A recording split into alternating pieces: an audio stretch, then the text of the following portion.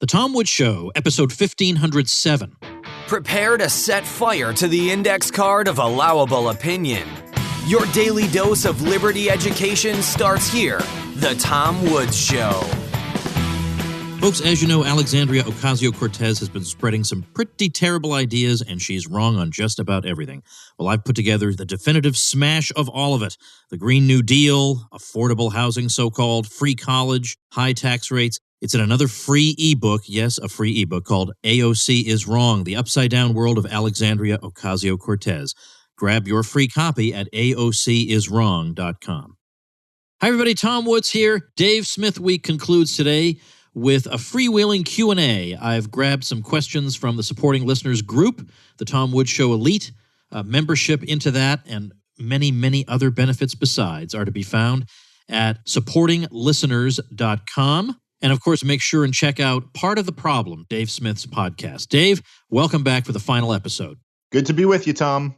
All right, this is it. This is the last episode of Dave Smith Week. We're going to make the absolute most of it. I want to, let's see, I jotted down a bunch of things during the week that I wanted to ask, but some of them I snuck into the various episodes, so I don't have as many that I want to ask, but I've got a bunch from the supporting listeners group. Supportinglisteners.com, by the way, you should all be in there because that's where the cool stuff behind the scenes of the show happens. I want to start, though, with one from me. You are, I think, a very, very good spokesman for libertarianism, and you're able to defend it in a way that's interesting, accurate, and funny. But even you must feel like there's one or two issues where you understand the libertarian position, but you can kind of get why somebody else who doesn't see the big picture might not find it that convincing, or that you yourself have trouble arguing for. Is there any such issue? Well, I guess there would be two that I would say are the issues that I struggle with the most. And I'll tell you, one of them is the immigration issue. Immigration to me is a really tough issue for libertarians to deal with.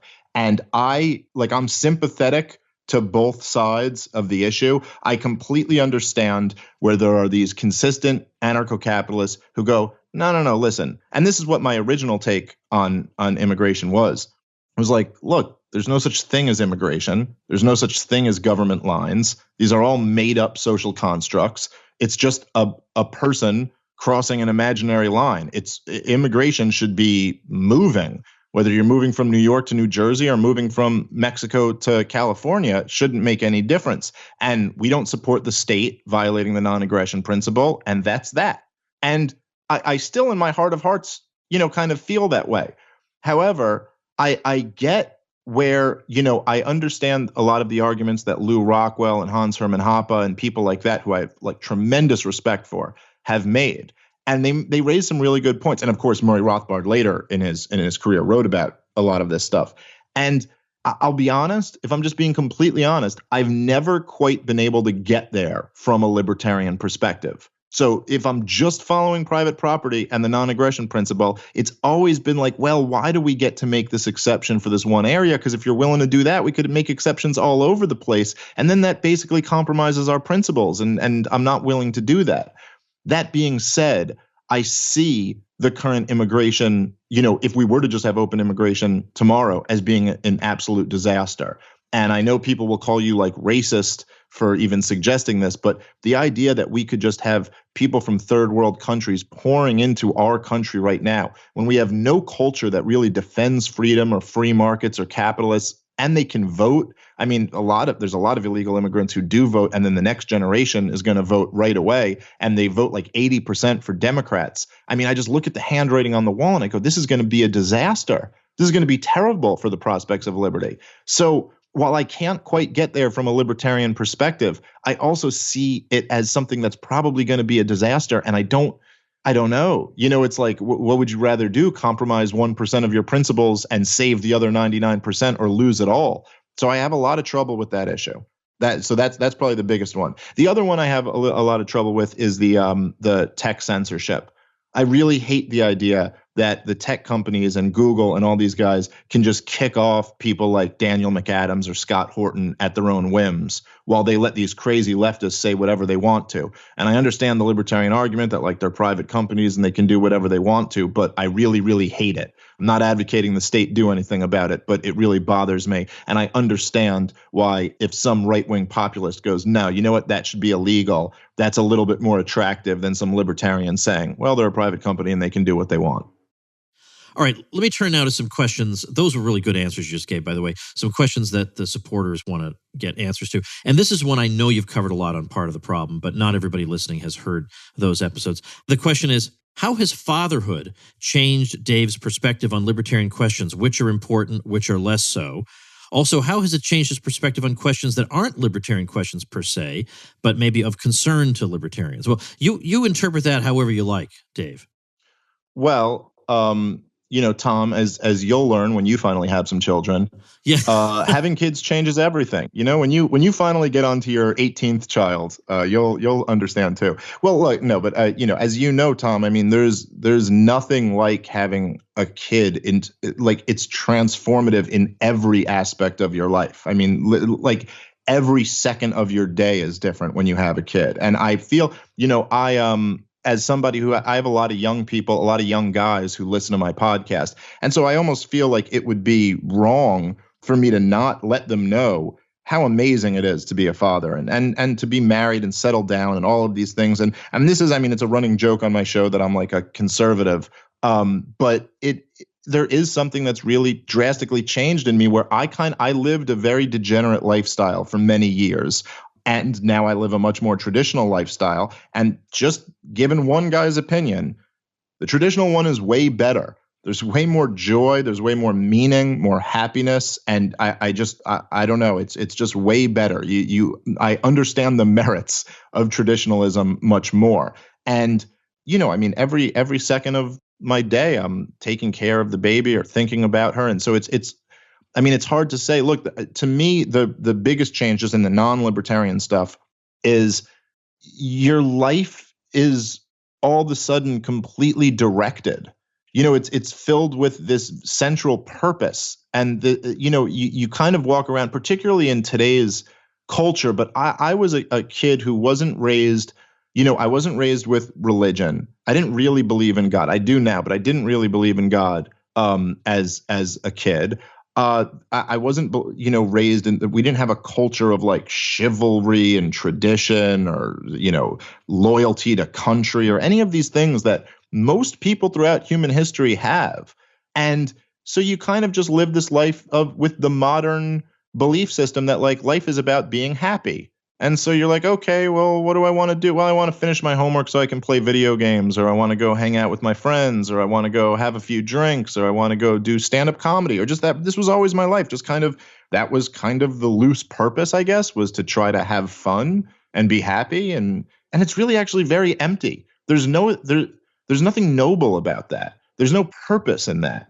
And once you have a kid, it's like all of a sudden all of that changes and you know exactly what your purpose is. And that's it. And my purpose is to protect and provide for my daughter and help her to be a good, independent person. Like that's my purpose in life. So it's every inch of your life is different. And it's great. It's really amazing to live for somebody else. And my wife, Lauren, like she really brought that out of me. And like she's really just made me a better person. And it's amazing. I'm happier than I've ever been. I mean, like last night at 3:45 a.m. when the baby woke up crying, I wasn't particularly happy at that exact moment.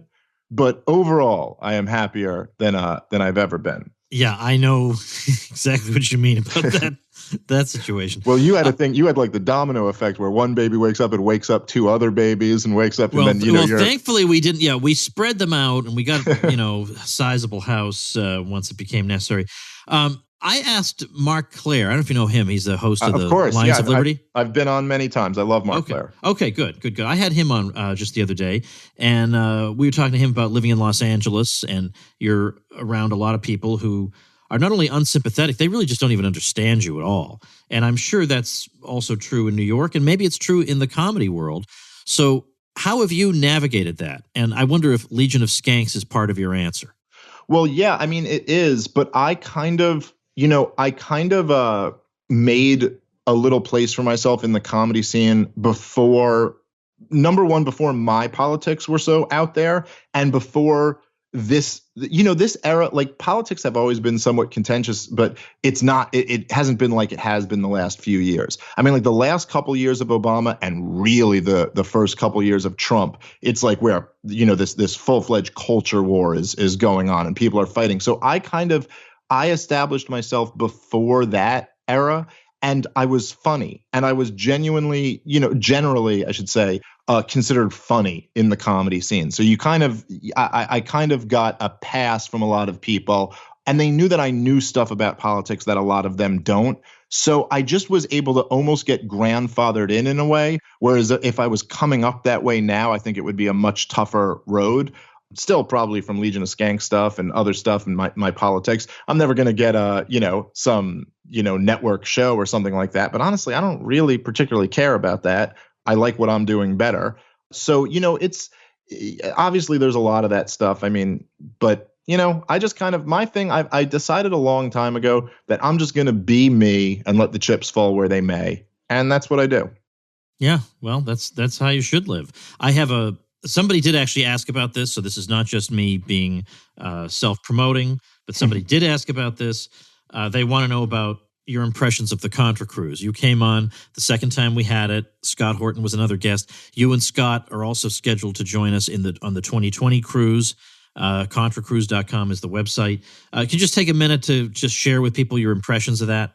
Oh, I mean, look, the Contra cruise is incredible. That was one of the most incredible experiences of my life. It was so much fun. I met so many great people who are like lifelong friends who I met on that cruise. And it was just so much fun.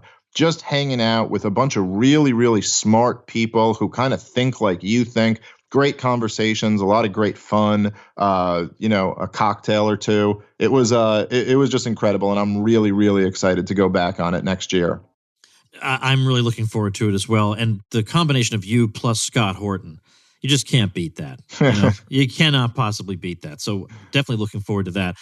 Somebody's asking about something that I guess is going to come up for you in the pretty near future.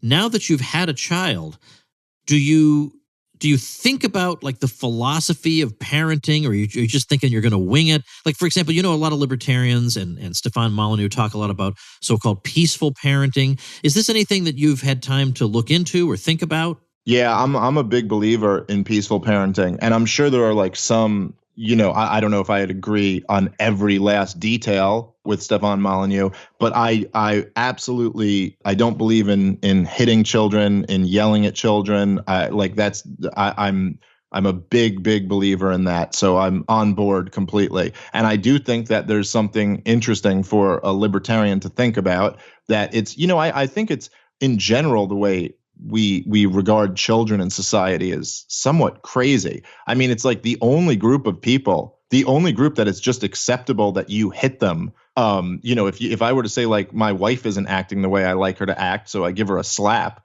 everyone would be rightfully horrified. But if you say the same thing about your kid, that's somewhat accepted, and that just seems crazy to me. I actually think, from my perspective, it would be far worse to hit your kid than to hit your wife. I mean, my wife has recourse. I mean, first of all, she's Italian. She might win that fight. But then on top of that, I mean, she can leave me. She can call the cops. Whereas the kid has none of that. And I do, I'm very conscious of my philosophy on parenting. I really believe that it's your responsibility to help your child develop at every single turn, that you should always be putting them first. I believe that me and my wife chose to bring my daughter Layla into this world. She didn't choose to come into this world, so now we have a responsibility to put her first and her needs first at every turn. So yeah, very much so.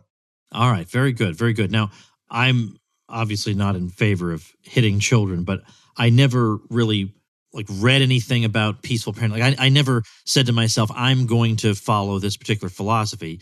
I more or less did it. But yet there are definitely ways where I fell short of that. And so as I continue into the future, I'm much, much more consciously following that strategy, as opposed to just kind of winging it and occasionally doing the wrong thing. I'm much more conscious of it. But anyway, this is about you, not me. So let's go on to this one. And this is actually from somebody you would know from the Contra cruise, but I'm going to keep everybody anonymous so that you all understand what is in the supporting listeners group stays in the supporting listeners group. And this person says, is backing libertarian political candidates even worth it, in his opinion? With the lock that the left has on the media and the sheer difficulty of getting money and exposure to third-party political candidates, it seems like the political process is fairly dead to us as far as getting leaders who will actually enact change. If this is true, what do we do? Has he seen the libertarian philosophy affecting the way people think who don't identify as libertarians? Meaning, do we have a chance of influencing the mainstream politicians to become more anti-war and more freedom-minded? Is he hopeful in this regard? And if so, what are the best ways to focus our resources? Well, I mean, I think that politics can have a big influence on people. And I think it's just you have to have the right candidate. You have to have the right messenger. And, like we mentioned in the previous episode, I mean, look at what was happening when Ron Paul was on those debate stages compared to when he's not. And Ron Paul is still around and still doing really great work. I mean, Ron Paul does the Liberty Report with Daniel McAdams. It's phenomenal. It's one of the best shows out there on the internet. I mean, 5 days a week, he is attacking the warfare state, attacking the empire, attacking the Fed, breaking everything down in a completely logical, coherent, consistent way. But he's not on those debate stages. And I think we feel that loss in the liberty movement. So and this is part of why I was doing that debate the other day. I think if you look at something like the Libertarian Party on the national platform, they have a tremendous opportunity. I mean, they're going to be, you're going to be looking at two just terrible candidates. You're going to have Donald Trump, who's going to have an approval rating somewhere in the 40s, who's going to be going through this ridiculous impeachment proceedings, who's going to be, he's Donald Trump. He has very high negatives. And then you're going to have like Elizabeth Warren, or, it looks more and more like it's not going to be Joe Biden. You're going to have like somebody who is like a fake Native American who's got the charisma of a bath mat running again. And then you got a party that has the word libertarian in it, that has ballot access in 50 states, that, might get a lot of media attention. They certainly did last time. If they were to run a really good candidate there, I think that's a golden opportunity. The issue is that it's got to be a really good candidate. So, yeah, I mean, like that, I still think there's a lot that we can do. I think that people like yourself who have been in the libertarian world longer than I have probably have a better understanding of this. And then people like, Walter Block, or someone who's been there a lot longer than you, he probably has an even better understanding. But it's easy for guys like me to go, oh man, the liberty movement doesn't have the juice that it had in 2012, 2013. This sucks. But if you compare it to like where Murray Rothbard was with like 7 people in his apartment, we're doing pretty good. Libertarian is kind of like a mainstream term thanks to Ron Paul and Tom Woods and people like you guys. And there's a lot of us out there. And to me, it's pretty obvious. Okay, so our goal is that we just need to get more and more people who see it this way. We need to convince and convert more and more people. We need to double our numbers and then double them again and then double them again and double them again. And that's, I think that to discount politics is like, well, the political, that can't be part of it, I think would be silly. I think you'll recall from the Contra cruise that Scott Horton took me aside at one point during the cruise, and I think you found out about this later, and he said to me, you have to run for the LP nomination for president. He said, he said a lot of complimentary things that I won't repeat, but he said you can make the case and you're a good speaker and all. And like he was way over the top in his compliments, and he was saying that I've got to do it because I'm the best chance we have. I thought, oh boy, are we in trouble? And I just told him there's just no way I can do it. So I want to ask you, Dave. You are very well spoken and you're very hardcore. Would you absolutely 100% rule out ever doing that? Well, I was really getting ready to put you back on the spot and you turned it around on me. Okay, yeah. Here's why you're the guy to do it and I'm not the guy to do it. All right. You have to have, listen, I do believe, I'm like putting modesty aside, because I've heard a lot of people, particularly after I had that debate at the Soho Forum the other day, there's a lot of people have said this to me. And I get why they would want me. Like I could handle being on a debate stage. I could handle, I've done a lot of cable news shows before. I'm good at that. I get why people would want me. The problem from my perspective is that saying, it's like just being like, oh, here's this comedian who's like read some books and thinks he knows better than everyone, it is not going to be a great way to present our ideology. It makes it very easy for it to be discarded. Whereas if you had someone who you go, well, this guy is a graduate of Harvard and Columbia, is a New York Times bestseller, has written all of these, amazing books, a very popular author, a senior fellow at the Ludwig von Mises Institute. Now, and that guy can give a great speech and really knows what he's talking about. Now we've got ourselves a chance. So I'm going to agree with Scott Horton and say you are the guy who needs to do this, and that probably some Legion of Skanks tapes would surface that wouldn't make our movement look great. Yeah, but you know what? Look, anybody doing anything is going to have something surface at some point, right? And That's and true. I love that passive word, surface, as if they just spontaneously come to the surface from as if it's not people pulling them from down where you try to put them, right? Wait, were we being recorded that whole time? Yeah, I was just talking with my friends. Right. I don't know how this could have happened. Well, I guess I could just say it was locker room talk. Yeah, that's apparently you can get away with that. Somebody wants to know. Now, let me ask you this: you've been on Fox News and Fox Business, and then you had a gig for a little while on CNN. Once that came to an end, were you welcomed back at Fox, or are you in kind of a limbo, or what's going on? No, I was welcomed back at Fox primarily just because Kennedy is there, and she is just, like Kennedy is the best, and I love her, and she's always been really great to me. She was the first one who ever put me on television, and she's always happy to have me on. And I'm actually going tonight to go record an episode of the Greg Gutfeld show. So I'm it was pretty easy to come back to that. That happens a lot in the cable news world, where you'll kind of if somebody gets a contract with one company, they disappear from that other channel for a while.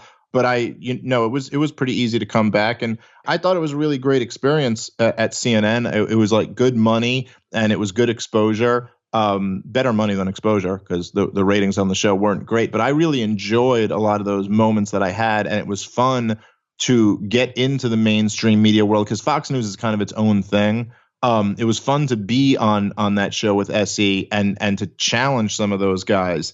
And I'll being completely honest, I miss it a little bit. What was the first TV appearance you ever had? It was Kennedy. Kennedy was the first one. She I don't know how exactly she found out about me. I believe it was this comic Sam Morrell, who's a really, really funny guy, a great person, a comedian here in New York City. And he I think knew her or knew the booker of the show, and he told her, he was like, "Oh, if you're a libertarian, there's this comedian, this guy Dave Smith, who you got to have on." He was always like a big fan of mine, and I'm a big fan of his as well. And I think he introduced us, and then they reached out to me, and they were like, "Hey, you want to do this?" And I was like, "Absolutely, I would love to." And it was exciting. I'd never been on television before. And I was, at this point already like a soldier in the liberty movement. I was, really into all of these ideas. And Fox Business was the station Kennedy was on, and this is the station that had Judge Napolitano's show on and had Stossel's show on. So I was like, oh, this is amazing. Like, this is where the libertarians do cable news. So I was really excited to go do it, and it was a great experience. And I've always, Kennedy, her whole staff, they're great. And I met Andrew Heaton there and a lot of other really great people. So it was a great experience. Still love doing that show.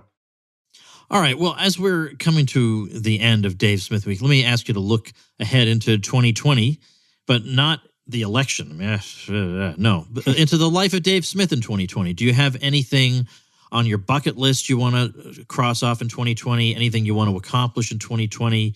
Any ambitions? Anything new you want to try on the show? Anything like that? Well, I mean, my main ambitions, professionally, are I wanna put out a comedy special that's better than Libertas. That's my goal. That means a lot to me, and it's got to be better. And I don't mean like numbers or making money or anything like that. Just in my opinion, I have to be like, I think that was a better comedy special. I don't want my follow-up to be weaker than my debut. And I just want to keep growing the audience at Part of the Problem, keep doing cool things that I love to do, and keep telling the truth as I see it. Well, actually, that leads me to one more question.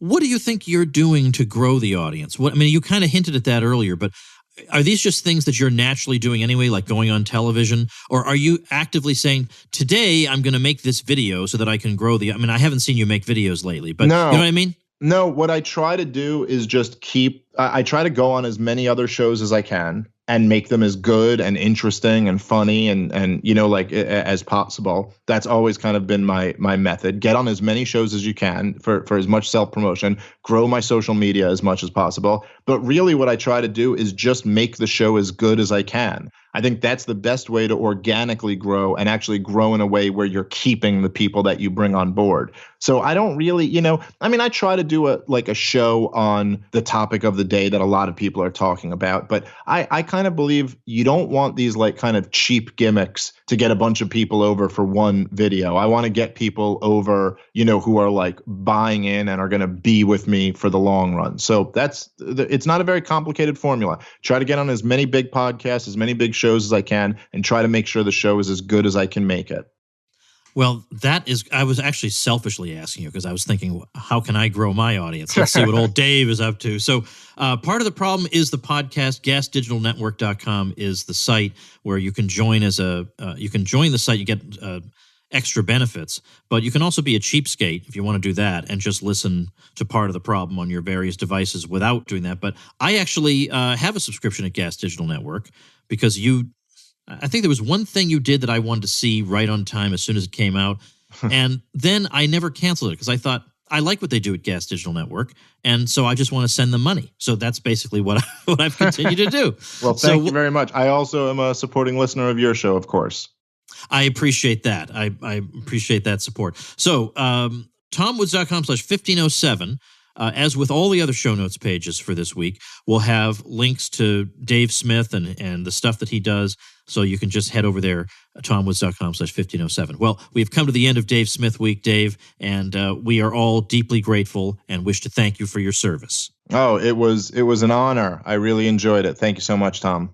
All right, that is Dave Smith Week. I hope you all enjoyed that, folks. And one of the things Dave said was that it was around the time of the Ron Paul campaign of 2007 that he started to pick up on libertarianism and make note of it. And that's also the time of the financial crisis. 2008, things just went south completely in a lot of different areas. And that was a perfect time for Ron Paul to be on that stage because only he had any credibility on that and only he had any idea what was going on. I mean, you remember, I keep mentioning this because it's so critical. Herman Cain was saying the economy was fine basically a week before Fannie and Freddie went under. And he was saying that it was just a conspiracy against Republicans that was leading the media to say there might be something wrong with the economy. No, everything's fine. So that is such an important moment, and we got that right. And that's why we got so many more people interested in Austrian economics, because suddenly we had an audience of people who didn't know what was going on, but one thing they did know was that all the customary voices we're told to listen to were as blindsided by it as anybody. And it's unfortunate, though, that there are people who act as if there was no Austrian response, and they continue to say, well, that financial crisis of 2008, that was caused by deregulation and stupid capitalism, which is destroying the planet, also gave us that financial crisis. All right. I bet maybe there are some people, even listening to this, who in their heart of hearts, deep down, think, well, maybe they're 20% right about that. No, concede nothing on this. Our case is so ridiculously strong, and you can find that out with your weekend homework assignment. Yes, I'm giving you homework over the weekend. I'm one of those teachers. Is to read my free ebook, The Deregulation Boogeyman. When you get done with that, you're going to say, I cannot believe people don't see this. No one's going to want to debate you anymore because you're going to make mincemeat out of it. It's all the information you need. And it's not just to win debates. It's because it's a good thing to understand how the world works. So The Deregulation Boogeyman is the name of that free ebook, and you can get it for free at regulationmyths.com. That's the website, regulationmyths.com. That is your weekend homework assignment, and I'll see you next week. Become a smarter libertarian in just 30 minutes a day. Visit TomWoods.com to subscribe to the show for free, and we'll see you next time. Like the sound of The Tom Woods Show? My audio production is provided by Podsworth Media. Check him out at podsworth.com.